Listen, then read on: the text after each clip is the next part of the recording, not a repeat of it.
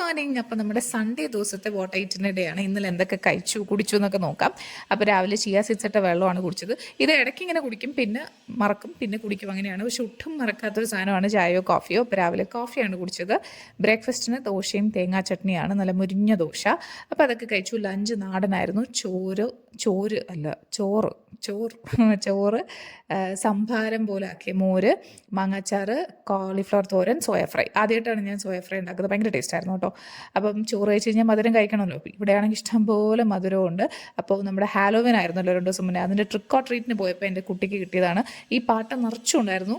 കുട്ടി അറിയാതെ ഞാൻ കുറച്ച് ദാനം ചെയ്തു, അല്ലെങ്കിൽ ഇത് മൊത്തം അവൻ്റെ വയറ്റിലോട്ട് പോകും, എൻ്റെയും. പിന്നെ ഇവിടെ ഓൾറെഡി ഡ്യൂട്ടി ഫ്രീ പോലെ ഇഷ്ടംപോലെ ചോക്ലേറ്റ്സ് അല്ലാതെ ഇരിപ്പുണ്ട്. അപ്പോൾ ഇതിൽ ഞാൻ ഈ ഒരു ചോക്ലേറ്റ് നോട്ടിട്ട് വെച്ചിട്ടുണ്ടായിരുന്നു. അപ്പോൾ അത് ഞാൻ കഴിച്ചു. അകത്ത് നട്ട്സൊക്കെ ഉള്ള ഹാരിസൻ്റെ ഈ ചോക്ലേറ്റ്. പിന്നെ സത്യം പറയുകയാണെന്നുണ്ടെങ്കിൽ ഇന്നത്തെ ഡേയുടെ സ്പെഷ്യാലിറ്റി എന്ന് പറഞ്ഞാൽ 2-3 ആഴ്ചയായിട്ട് എനിക്ക് പാനിപ്പൂരിയും പാപ്പിടി ചാട്ടും കഴിക്കാൻ ഭയങ്കര കൊതിയാണ്. അപ്പോൾ അതങ്ങോട്ട് നിറവേറ്റാൻ വേണ്ടിയിട്ട് നമ്മൾ കഴിക്കാൻ പോയതാണ്. അപ്പോൾ പാനിപ്പൂരിയും പാപ്പിടി ചാട്ടും ശരിക്കും നല്ല ടേസ്റ്റ് ആയിരുന്നു. ഇത് രണ്ടും ഞാൻ ആസ്വദിച്ചു. എൻ്റെ ആ ഒരു കൊതി സാറ്റിസ്ഫൈ ചെയ്തു. പക്ഷേ എവിടെ അബദ്ധം പറ്റിയെന്ന് വെച്ച് കഴിഞ്ഞാൽ ഇതിൻ്റെ കൂട്ടത്തിൽ ഞാൻ ദഹി കബാബ് എന്ന് പറഞ്ഞ സാധനം മേടിച്ചു, നമ്മുടെ തൈരിൻ്റെ കട്ട്ലറ്റ്. അത് ചൂടോട് വെച്ചപ്പോൾ പിന്നെയും കുഴപ്പമില്ലായിരുന്നു. പക്ഷേ ചൂടാറിയപ്പോഴത്തേക്ക് പുളിച്ചിട്ട് പാടില്ലായിരുന്നു. അത് പിന്നെ 2 ബാക്കി വെക്കേണ്ടി വന്നു. അതൊരു ഫ്ലോപ്പായിരുന്നു.